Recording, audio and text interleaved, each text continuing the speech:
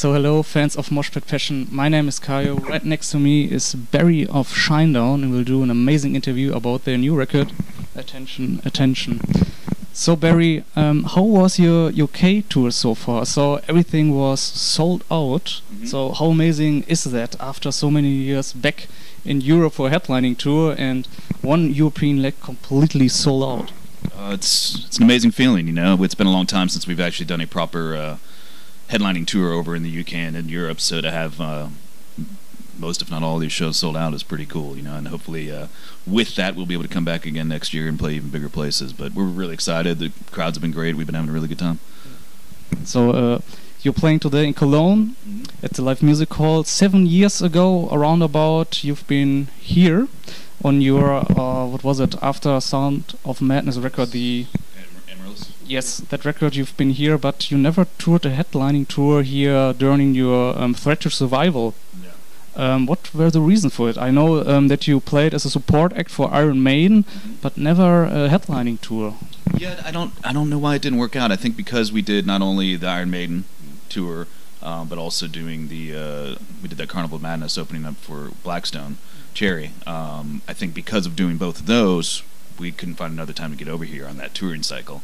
And you know, to be honest, it's expensive to keep coming over. So I think that's why we just missed the boat on that. Not because we didn't want to, and that's why we're making a big effort on this record cycle to come over here at least a couple times. We did the festivals earlier this year. Now we're doing a proper headlining tour that we're really excited about, and we're going to come back again next year. Nice. I want to talk about your new record, Attention, Attention. For me, it's one of the best records in 2018, also conceptual, because on the first layer, it's about a character.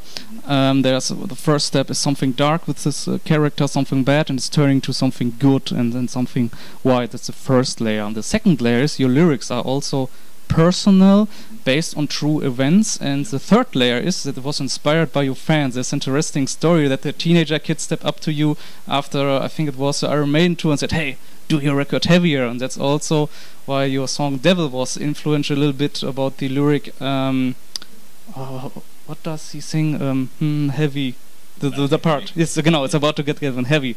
So how can you tell us a bit about how the development to that record was, how everything was like a puzzle which came together, or do you have a vision? Yeah, let's do it heavy, maybe put this in there, maybe this topic fits more. Sure. It was it came together pretty organically.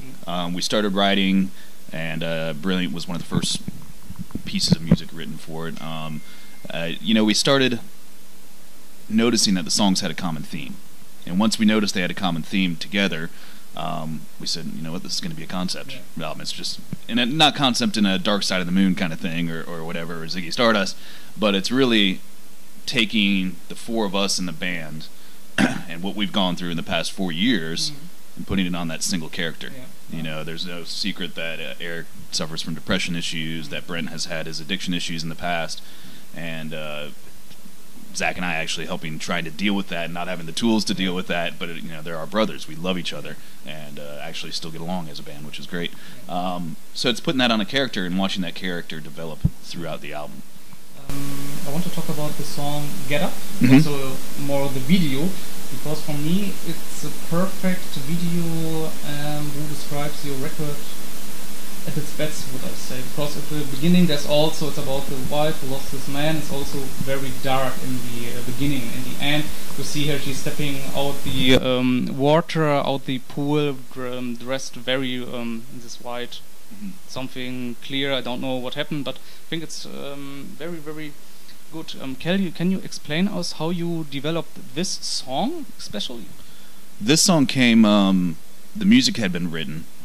Eric had written the music for it and had presented it to Brent and said, "Hey, it's your turn to go write some lyrics for this and come up with a melody for the vocals." And Brent was kind of having a hard time with it, so he took it with him and just kind of holed himself up in the hotel room for a few days, and then it finally started to come out of him.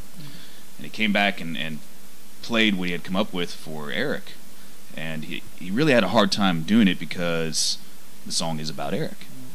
And Brent was scared to present it to him, going, you know, here I am talking about personal issues with my friend, and Brent looked at him and said, "Hey, you know what this is about?" And he said, "Yeah, it's about me." And Brent was like, "Is that okay?" He said, "Yeah, why wouldn't it be okay?" And that's what triggered everything for this record, and said, "Okay, we're going to talk about some really heavy shit that we have dealt with, and be honest about it." So it was like therapy, really. And the video, we're trying to do a video for every song on the record. Since it is a concept record, we're going to try to do that. And it's all by the same director, and he's kind of taking his vision. He knows the backstory of the record, but he's changing that and putting his vision behind it. So it's really cool to see another artist putting the visuals to something that we created in his own way. It deals with the subject matter, but it's a whole nother storyline under the record. So yeah, that's really how Get Up came about. It's a positive thing, but it comes from a dark place. Yeah, definitely. Now I want to talk about your set list on this tour run. I saw that you're playing 2 cover songs, and my question is, why do you give cover songs a specific place in your live setup? Because you released many records, and I love especially the new songs like Pyro or Evolve. I know that you will not play the songs, but why give you, like I mentioned before, cover songs, and especially this kind of songs a place? We're actually not doing that many. I mean, we do Simple Man because that's been a part of our repertoire forever. The only other cover songs we've done have just been, like in Manchester, we did an Oasis song because they're from there. But it's acoustic. That part of the set is right before Simple Man, so we're just doing acoustic. We're not even doing full band. But we've also been rotating out some of our songs. We did Crow and the Butterfly acoustic a few days ago. We did Call Me acoustic. So we've been switching that out and doing our stuff acoustic as well. So it's just dependent upon the city. I don't even know what we're doing tonight. We haven't figured it out yet, or the guys haven't figured it out yet, because I'm just sitting behind my drums at that point. So that's really what we're doing. We're not doing that, and we've been rotating out a lot of the new stuff. We've played Pyro on one of the sets. We've been doing Black Soul. We've done Human Radio. So we haven't done Evolve yet, and that's, you bring that up. We should. Yeah, it's a heavy one. We should. But the set list kind of changes in that way. The top 3 kind of stay the same because it's a good opening.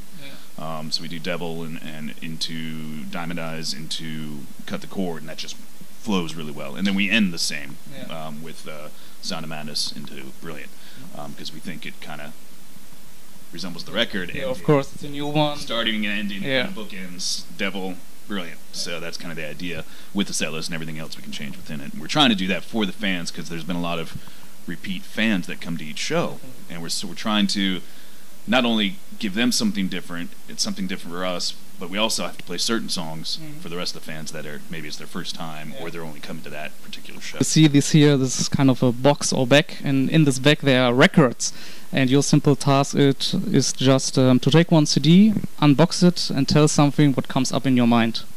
Okay, we can do that. It's got to be a surprise, huh? Here we go.